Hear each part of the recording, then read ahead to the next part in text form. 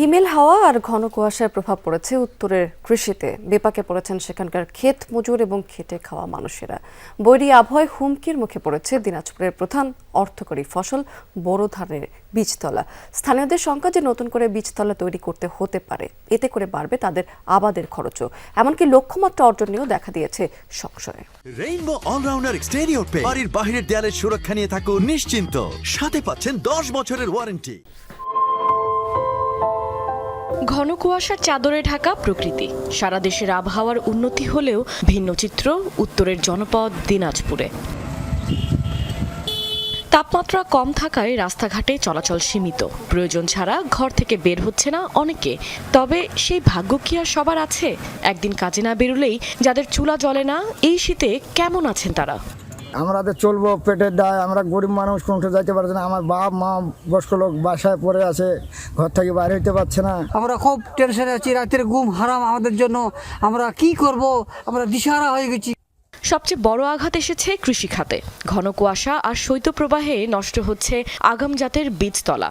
কৃষকদের দাবি, আবহাওয়া এমনই থাকলে আবার নতুন করে বীজতলা তৈরি করতে হবে, এতে আবাদের খরচ বেড়ে যাবে বহুগুণ।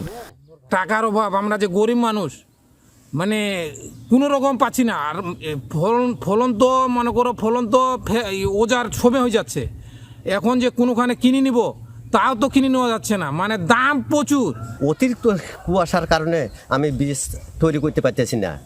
পরপর আমি 3বার বীজ ফেলাইলাম, কিন্তু বীজ ফেলার পরও পলিথিন ঢাকা আবার ছাই দিলাম, কিন্তু তবুও হচ্ছে না।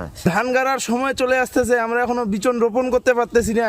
ধান গাড়বো কত দিনে, ধান হবে কত দিনে?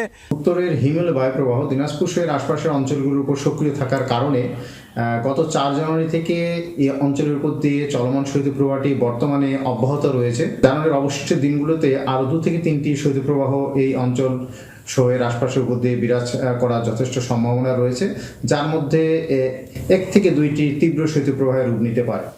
এবার জেলায় 1,74,000 হেক্টরের বেশি জমিতে বোরো আবাদের লক্ষ্যমাত্রা নির্ধারণ করা হয়েছে।